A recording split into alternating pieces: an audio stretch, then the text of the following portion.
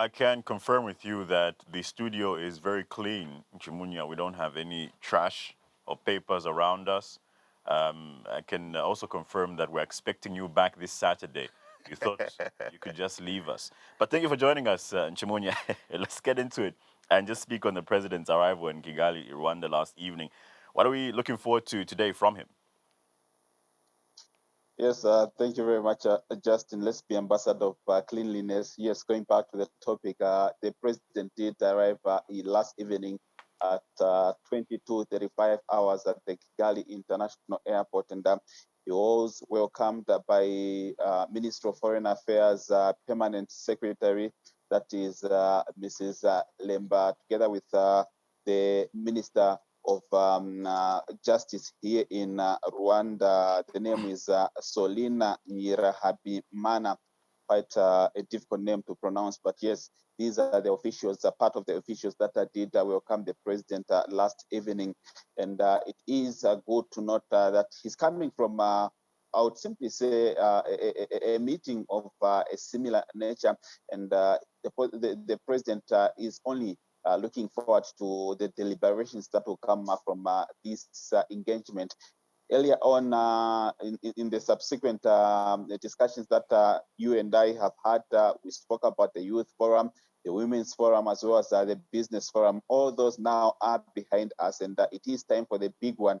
All the submissions that were given by the youths, the women, the business community will be looked at by the different heads of state, and this will also create more like a platform where going forward the Commonwealth Secretariat will pick which ones of the decisions that have been made by the different sub-forums will be implemented. Now, we are aware that the Commonwealth Youth Council had the pleasure of meeting the youth ministers. What were some of the things that were discussed in the action plans for the Commonwealth Youth Council?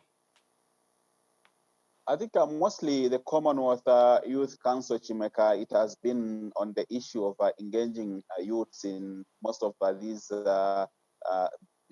decision-making positions. Many times that we feel that youths are always sidelined, and that's the more reason why we had different youths from different Commonwealth countries coming together to ensure that they are also part of the discussion on the table.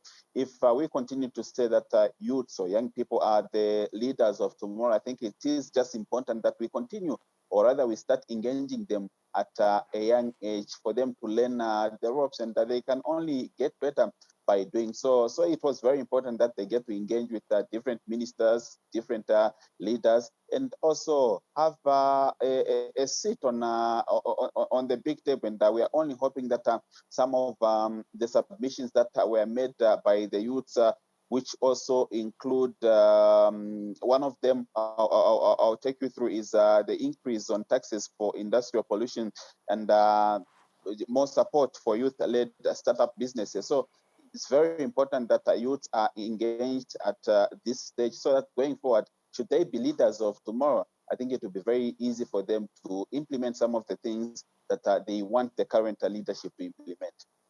And speaking about the heads of governments, heads of states that made their way yesterday, we did see the likes of Yoweri Museveni making his way there, the leader of Eswatini. What are some of the expectations? What are we likely to see when we speak of them having to interact in any of the deliberations that will be happening from today?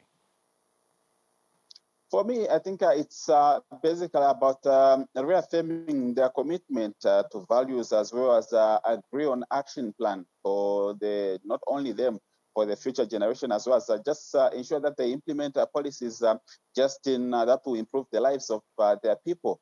They've gone out there, they've come meeting all in Rwanda for basically one reason, to represent their citizens. And I believe that the demands, or rather the wish of every citizen out there, every person belonging to the Commonwealth community, is to see that their country develops. And I think for me, there is no other thing. That's the more reason why these leaders are here, to represent the views of their citizens. And we can only hope that at the end of it all, whatever will be learned here, Justin, will be implemented back home. You and I know that our own president, Mr. Hichilema, has been calling himself the country's chief marketer, and it is very important that if things like policies, or rather if issues that he's been implementing in the country, issues to do with increase in the constituency development fund, issues to do with free education policies, if these are to be sustained, Justin, my belief is that there is need for Zambia to continue growing economically, because that's the only way that some of these policies or some of these decisions that government is making will only work out. Because, Zambia, we are talking about economic development, and if we are not going to develop economically, then some of these issues that are being put up in our country will not materialize. So it's very important that most of the issues that these leaders are learning out here when they meet together with their brothers, their sisters, are implemented back home. And still on that, because when we focus on President Hichilema's direction you take in his speech, we know he just came through from addressing the EU Parliament, where he also received a standing ovation. He recently also addressed different heads of state and different relevant authorities when he attended the mining Indaba. Here we're looking at even just the theme, focusing on delivering a common future, the theme being around that connections, innovation, among others. I mean, what could be so different that President Hichilema is going to talk about here that we should look forward to in terms of implementation? I think here, Chimweka, one of the lessons we can learn from is how countries like Rwanda have developed within a short space of time. We all know where Rwanda is coming from.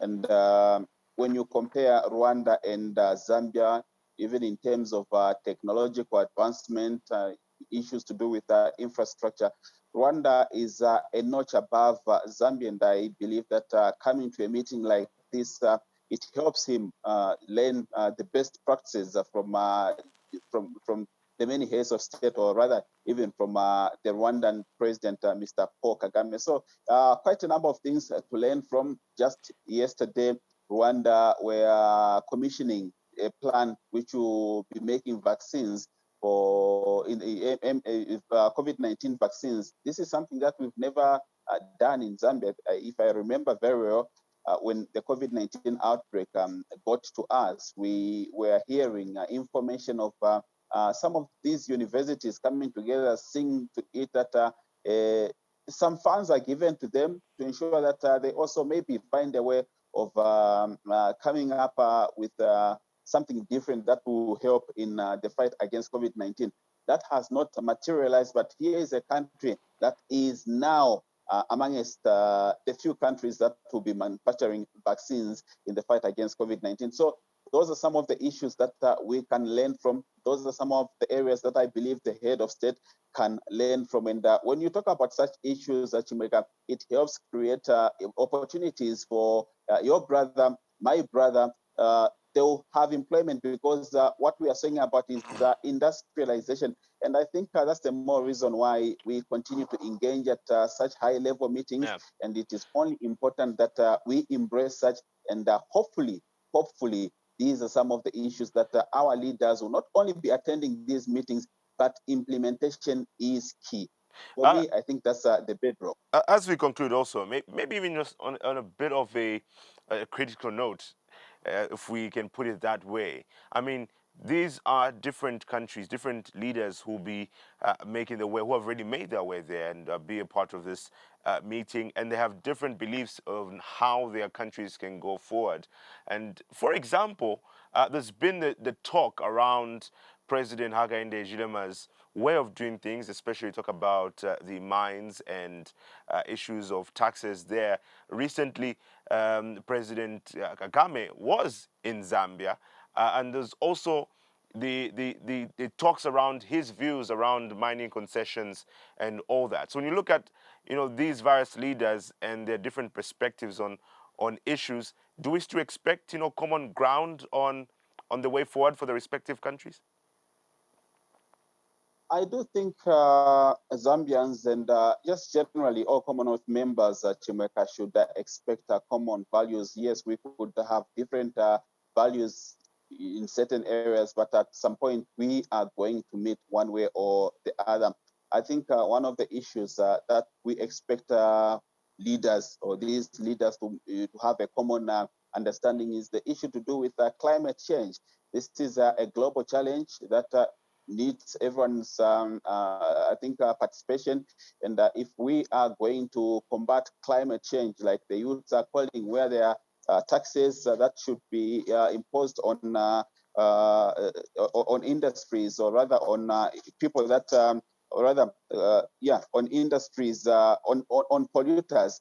That is, I think it will just be important that they find common values, and among them is the issue to do with climate change. And Okay. I can only believe that in as much as we do have different ways of running these countries, at some point we may need one another. And just bringing you up to speed with an agreement that was signed yesterday by the Ministry of Commerce, Trade and Industry, Zambia, as well as Rwanda. One that is aimed at creating value addition for some of the products that are produced in Zambia.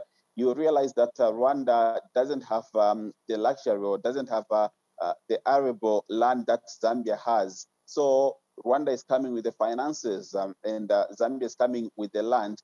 Rwanda is also coming with the machinery, and we will see a situation, if this does materialize. An MOU was signed, yes, but if this does materialize, we'll see a situation where Rwanda will begin to grow crops such as wheat, such as soybeans in Zambia, and that they'll also create industries for these crops, or rather for these produces or products, rather, to in some way to be they will create rather an industry, so that there is value addition for these crops that will be grown in Zambia. And what do we mean? Meaning there will be less export of products that are not finished goods to outside markets. And we can only hope that going forward, this will materialize. We'll see a situation where Zambia begins to plant, harvest, and ensure that these products are into finished goods and are exported to the outside market as finished goods, not where we export them as raw materials, and at the end of the day, we receive no forex at all.